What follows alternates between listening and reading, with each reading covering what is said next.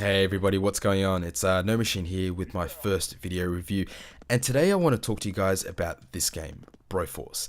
Now, I've owned this game on Steam for just over a year, and no doubt this is one of the most addicting games I've come across in recent years. Now, that's thanks in large to its gameplay, such as the destructible environment, which wears away from the player's gunfire, and the player characters in general, which I want to talk to you guys first off.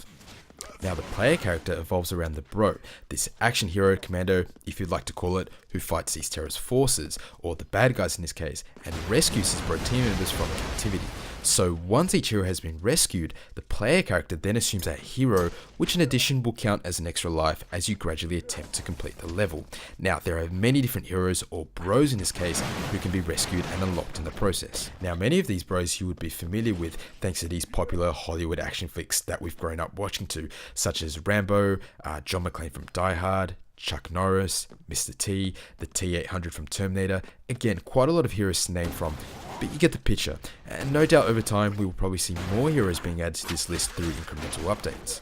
Now, speaking of the creators of BroForce, Free Lives Games, a South African-based indie game developer, began development of this game back in April 2012 as a game jam entry, which was then continued in terms of its development, thanks in large to popular support from the community, and eventually culminated as an early access release in April 2014, so quite impressive for a 2-year development cycle.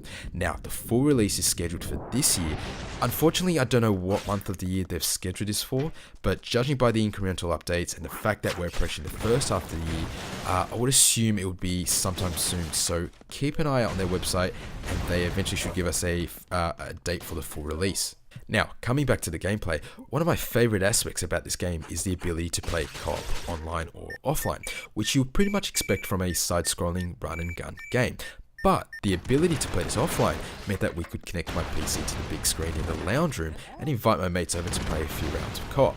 So it's great that we're seeing more PC titles really trying to take advantage of the living room entertainment setup. And without a doubt, that has been boosted with Steam's introduction of Big Picture Mode, who themselves are really trying to make a push into this hotly competitive console gaming market against the other established players.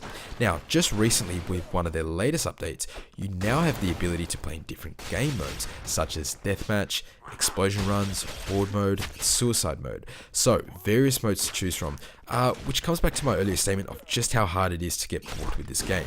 Now, to the tech specs. Graphics wise, look, this game is not going to blow a hole in your GPU, and that's thanks in large to the two-dimensional graphics, given it's a side-scrolling game, and the Unity engine, so just about any basic computer with a integrated graphics chipset should be able to run this game at a native resolution, although bear in mind the frame rates may vary as a result in the absence of a dedicated GPU card.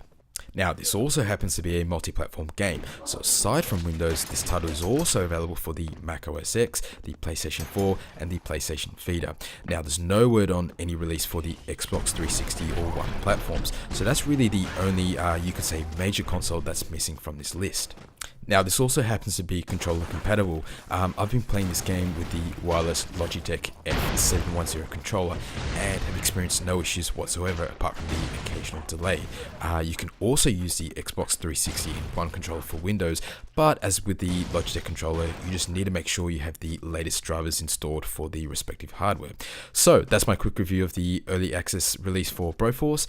Thanks again for watching, and don't forget to leave a comment below and to like and subscribe to my channel. Thanks again.